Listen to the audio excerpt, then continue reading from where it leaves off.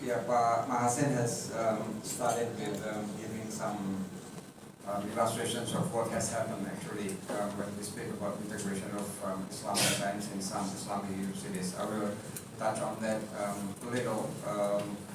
But thank you, Pak Hossen, for showing those different pictures, trees and others, so I can skip that.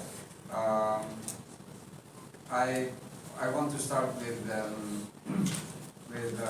my understanding about what integration has been given meaning so far in practice, and then see some problems in it, and in the end try to suggest some new approaches in the science and religion discourse.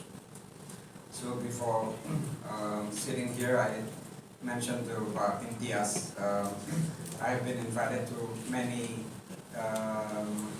meetings at WIN, different WINs, since probably more than 10 years ago, when some EIN started to transform into WIN. So many discussions, and later, since probably last year or 2 years ago, I also had some opportunities to sit in examinations of master's theses as well as PhD dissertations, and many of the students, they take up this issue. So I see also some developments in the past few years. Where does this idea of integration head to? So based on some of my own research a few years ago, actually I did research comparing the first 3 universities which did the transformation, Yogyakarta, Malang and Jakarta, and found very interesting findings. And also draw on this experience of looking at many dissertations and theses. First the problem. My first question is, why do we speak about integration? This idea about integration, it came up when EINs were in the process of transformation into WIN.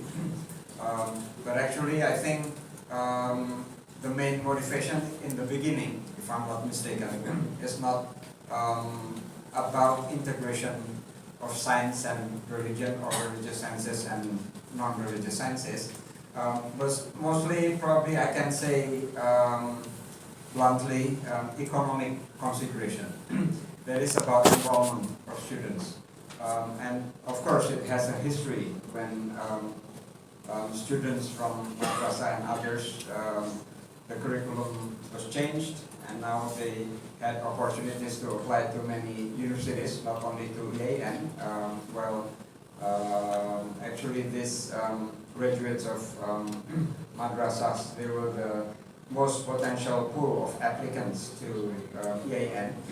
I think that's partly give the motivation to expand EIN, to offer quote-unquote non-religious sciences, so that this traditional pool of applicants, they continue to apply to EIN. But then it raises a question: if EIN becomes WIN, becomes a full-fledged university, what would distinguish it from Gajah Mada University, for example, or Universitas Indonesia? And an easy answer or common sense is that it should have some kind of Islamic identity. What exactly is the Islamic identity? I think that's the main question. In the literature, I think the ready answer, available answer, is integration. This is the term which has been used a lot in many literature. I will speak about the literature a little later. What I wanted to say is that on one hand, there is this probably I can say practical needs, but on the other hand, I think the idea of integration is actually founded on genuine concerns. That is also a critic of Western science mostly.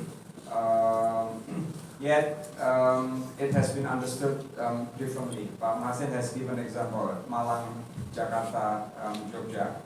They have different concepts or understanding about what does this transformation mean, what does integration mean.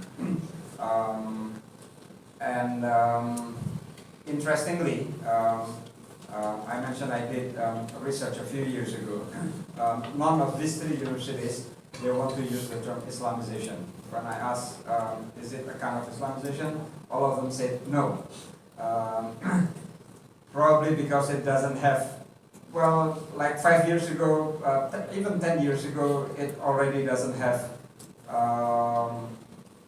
credibility, I think. Some experiments on Islamization, it didn't work well. We have some Islamic universities in Pakistan, in Kuala Lumpur and others. And I think we didn't see an interesting shape of the result of this Islamization. So all these three universities, they said no, it's not Islamization, it's a kind of integration but understood in different ways, as explained by Pak Hossen. So one of the problem, I think, or the lack of clarity when we speak about integration, a common term, but on what level do we integrate? Is it the level of university or disciplines? Mostly when the term Islamization is applied to disciplines, Islamizations of disciplines. Nakib Alatas, for example, make it even more specific. He said it's not disciplines, it's not science, but contemporary science. So only, I mean, it's selective. We don't integrate or Islamize science in general. And I think that's the first important clue. Or is it an integration of religious sciences and non-religious sciences? Because the reality is that what is the new disciplines introduced in UIN are the so-called non-religious sciences. Or is it an integration of religion and science? And we have in literature, many people speak about this, not only in Islam, but mostly also in Christianity, even in Hinduism, in Buddhism. And the later development, I think, shows the difficulty of these high concepts of integration. Especially a few years after, or maybe I can say the second or third generation after the first wave of this transformation. That is after Pak Amin steps down, Pak Azumardi Azra, Pak Imam Suprayogo, they finished their terms as professor, and under this their terms as rectors, and all these transformations were done under these three rectors. After that, what I call the burden of integration was transferred to the next administration, and I think many people have different ideas. What actually is this? It's we can imagine it's not easy to translate Pak Amin Abdullah's spider web, which is very philosophical, epistemological, into day-to-day teaching and research. Especially if we see, let's say, new faculties on science, whether that's physics, for example. Who are the lecturers? The lecturers are those who graduated from Gajah Mada University or other universities, which didn't have enough background in religion in general or Islamic studies, and they are required to translate these high concepts into curriculum, into syllabus and others. And I met some of them. Actually, I was also invited to UIN and met some of these, and they were really I think, stressful. I mean, there is this demand to integrate their discipline and Islam, and they didn't have the training, the capability to do that. Not only that, even the concept is not always clear what exactly is meant. The result, and we can see this, for example, in Malang, and there is one PhD student, now he graduated from UIN Jogja, which did the research comparing the textbooks in Malang and Jogja. Okay, and I think, yeah, some of them are really trivial.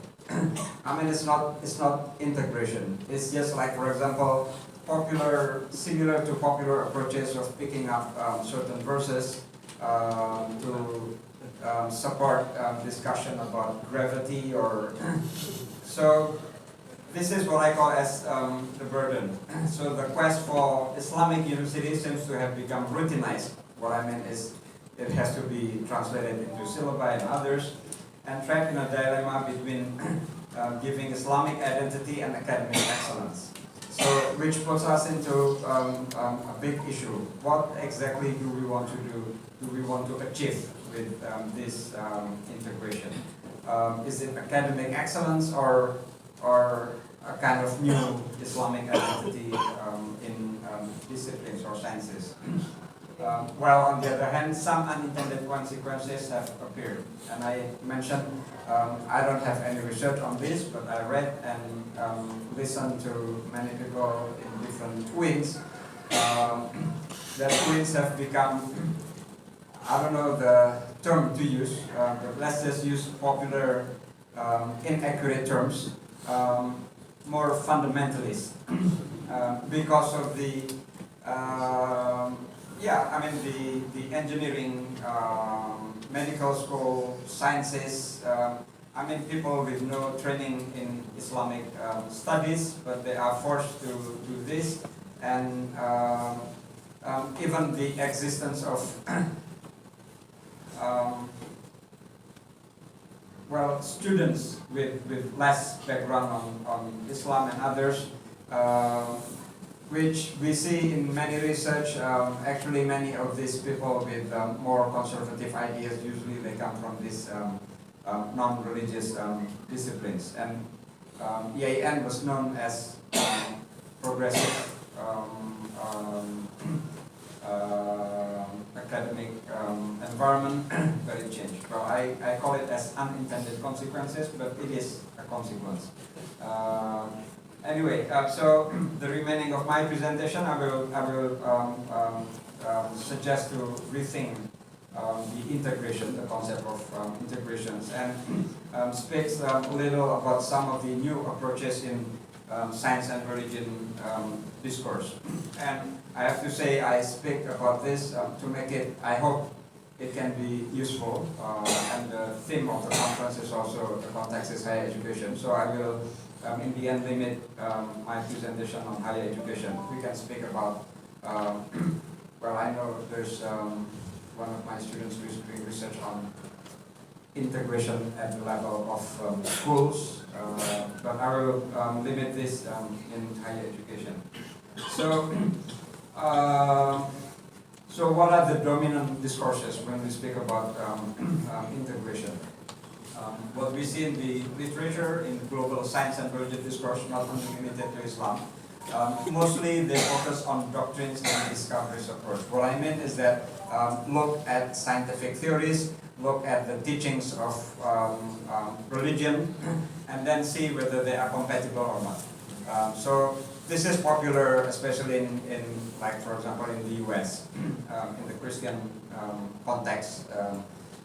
The issue about evolution, for example. The theory of evolution says this, Bible says this. Are they compatible or are they not? Should we reject one of them, or should we try to integrate, building a kind of evolutionary theology, which is attempted by many Christian theologians? And in cosmology, it's the same thing. And this approach, I think, has also been transferred into Islamic Muslim communities. we have creationists, anti-evolutionists in the context of fundamentalist Christian in the US, but we also have it now among Muslims. For example, Harun Yahya, which is very much anti-evolution.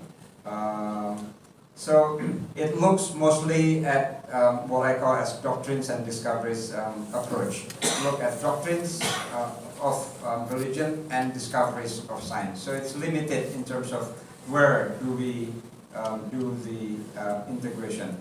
In Islamic discourse, it developed independently, but there's much focus on epistemological issues for some time in 1980s, 1990s. Some ethical approach or what I call as shallow integration. The approach of showing the miracles of the scientific miracles of Quran, for example. Again, if I mentioned earlier the dilemma between Islamic identity and academic excellence, we can ask, what does this kind of attempts contribute to science, to academic excellence? Nothing, actually. It, just like Pak Mahasin mentioned, it probably makes us feel good. The Quran is vindicated, but it doesn't contribute anything except that, making us happy temporarily. So the main issue, I have to be brief here. The main issue I think here is a very narrow understanding of what science and religion are. Is science only about theories, religion only about teachings, or what is it? There's not much considerations of the practices of both. Actually, both science and religion, they are not static, they develop. They are not only about teachings, they are about many other things. So we can also ask again, at what level do we attempt integration? So some of the new approaches, I will give a few illustrations. I have 3 slides on this and then done. So, yeah, rather than attempting integration of science and religion in abstract, in an idealized form, we should pay attention to the practices of both. Because there is no such thing. I mean, if you look at discussions in philosophy of science, philosophers of science, they don't regard there is such a thing as scientific method, like a standardized scientific method. Science develops in messy, using messy methods. Many things, many methods, trial and error, and not a specific scientific method. The codifications of scientific method is actually an idealization of the practice. But we look at the practice, it's a totally different thing. And then also it's important, both science and religion, they do not live in vacuum, they don't develop in vacuum, but they are authoritative disciplines. And by saying as authoritative disciplines, I mean that they are in competitions in terms of asserting their authority. And when we speak about authority, we speak not only about truth, we speak also about social and political context. And that is important. I mean, again, if we want to do integration, then we should not integrate the idealized form of science and religion, but the concrete understanding of it. So I will give some illustrations. The new methodologies, for example, even looking at the issue of theory evolution, I gave that example earlier. But the new approach, or I gave also the example here, Islam and human rights. We can say this is also in the social realm, this is also an issue of integrations of Islam and science, in this case social science. But I see it's the same method in the past which has been used, trying to find whether there's compatibility or incompatibility and things like that. But the new approach looks at what I said, these two realms in practice. The main issue is not simply finding compatibility or incompatibility, but looking at them through new lenses. One of the new lenses, for example, is the involvement of considerations of social ethics and critical studies. The incorporations of social justice issue. Do we only want to show Islam is compatible with the findings of new science, or do we want to achieve something more? In this case, for example, the issue of social justice, because science is also not immune from this kind of questions.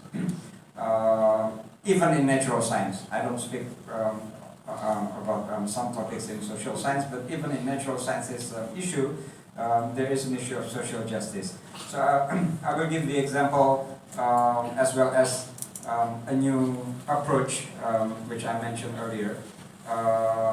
That is problem-based approach. So we don't start with big ideas about what is science, what is religion, but looking at what problems do we want to solve. And how, in this case, at UIN, for example, how Islamic studies may contribute to the solution of the problem. Usually problems, they cross disciplinary boundaries. If you want to solve problem, you don't Islamize disciplines, for example, because problems, again, it cross boundaries. It does not fit into a particular discipline. I give the example here, Islam and ecology. The old approach would look at, like for example, in the case of Islam, find green Quranic verses. So Quranic verses which speaks about nature, supports conservation, things like that. But the issue of environmental problems are not limited to that. And just simply finding green verses is not going to solve the problem. But in the discourse on religion, ecology, for example, the motivation is environmental crisis, so a problem. So we are invited to solve problem, not simply throwing verses, for example. I will give a very interesting example here. Just a month ago, before Idul Fitri, I was invited to Norway for a launch of what is it called? The Interfaith Rainforest Initiative. It's strange. There's interfaith and there's rainforest. But as I went there, it becomes very interesting, and I think also very important. And I think this is a good example of the kind of things where we can do integration of religion and science. So the issue why there is, and the organizations which launched this initiative is UNDP, UN Development Program, right? So UNDP, a UN body, which previously, and also the Norway government, they are very concerned about environmental issues. And now they speak about forest preservation for a long time, and now they feel the need to involve religious communities. Why? So first, it's interesting that the main actors in forest conservation is usually indigenous people. Everywhere. You see rainforests in the world, mostly they are in Brazil, in some countries in Africa and Indonesia. Indonesia is very central, very important. And in all these places, the forces which destroy the forest, usually it's either state or big companies, and the communities which go against them, which protect the forest, are indigenous people. And everywhere, and this is very interesting, whether that's in Brazil or in Indonesia, part of the problem with the indigenous people is that they are not well recognized. They are usually stigmatized as primitive and others. They are not modern, they are anti-development, etc. And that also has some impact on their religion, whether we can call it religion or not. but we can speak of indigenous religions. They are also in danger. So protecting the forest actually at the same time is also protecting these communities. Well, in this case, corporation forces, state forces, they try to actually, when they extinguish the forest, they extinguish the communities, because the communities, they depend on the forest. This is not like Islam or Christianity, which can exist everywhere. But indigenous religions, they may exist only in their native location, in their physical location. When there's no forest, they're gone. So the communities are gone, the religion are gone. In that meeting, the Interfaith Rainforest Initiative, there's representatives of many indigenous communities from Brazil, Africa, and Indonesia, and it becomes very central. So I think this is one example of what kind of problems between religion and science that can be involved. If we speak about indigenous communities, then we need to redefine what is religion. Is it indigenous religion, masyarakat adat, for example? Is it religion? It's not religion in the eye of the government now. And then also ecology. We speak about religion and ecology as if they are two separate entities. But among these communities, they are the same. Their ecology is their religion. So we don't even need "and" there, religion and ecology. And actually, it's also very interesting when we speak about religion and science. There's an assumption that both are two separate entities. But if we rethink both categories, then probably we don't need the "and" there, or we should rethink what does "and" there means. The same issue, actually, we can speak about Islam and human rights, or democracy, whether they are compatible or not, or should we pose different questions. For example, now many political philosophers, they speak about multiple modernities, about multiple democracies. Where does religion contribute there in this rethinking, for example? This is my last slide. So I forced myself to be rather practical to make it more helpful. I hope this is helpful. But what does this discussion about rethinking integration mean?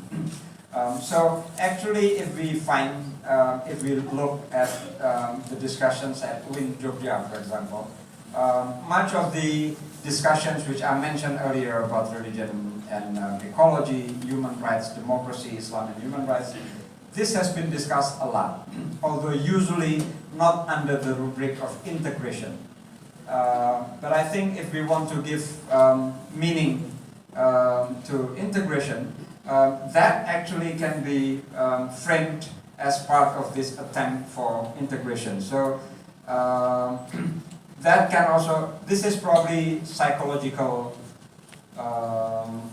psychological burden that we have to speak about integration as well. We speak about many things which actually can be framed as integration, but we give it different meanings. The first step, what I call as undisciplining university, because like I said, problems, they are not put in different disciplinary boxes. They cross boundaries of disciplines. So we have to undiscipline universities. That is attempting more multidisciplinary or even interdisciplinary research and teachings. And then integrate these new concerns. I gave the examples earlier, whether that's about environment, about bioethics, about the political issues of democracy, human rights, etc. Although I speak little, I want to add a little about the issue of human rights, for example, because we have a class at CRCS now on religion and human rights. But this issue has been discussed for a long time. But again, the problem probably in the kind of questions that we pose. Whether we simply ask the questions of compatibility or whether we want to solve problems. Is Islam, for example, required to conform to human rights, or do we see Muslims see it as an opportunity to solve certain problems, human rights as problem solvers? So again, problem-based. Next characteristic, I think, is being inclusive. Understanding that problems are not, many of the problems which I mentioned are not Islam specific. They are also experienced by other religious communities. So there are always opportunities for dialogue, for cross-religious discussion. The example I gave earlier about the Interfaith Rainforest initiative, for example, I think it also shows another opportunity in interfaith dialogue that is involving those communities which in Islam and Christianity especially, usually they are stigmatized as non-religious or primitive enemies, etc. But involve them, recognize them, and involve them in interfaith dialogue. So they, as a religious, genuine religious community. How do we do that? What I can imagine, this is, I imagine this only in a few minutes. So, but I can think, for example, how do we discuss this? It will be trivial again if we have to discuss it and then translating it into syllabi, etc. Well, the knowledge itself has not been developed. But I can imagine of having like a center of excellence, interdisciplinary, where these kind of issues are discussed, and the findings, the results of this research, it may fit on or enrich the teachings of the different subjects, different disciplines at the university. Yes, stop there. Thank you very much. Thank you so much.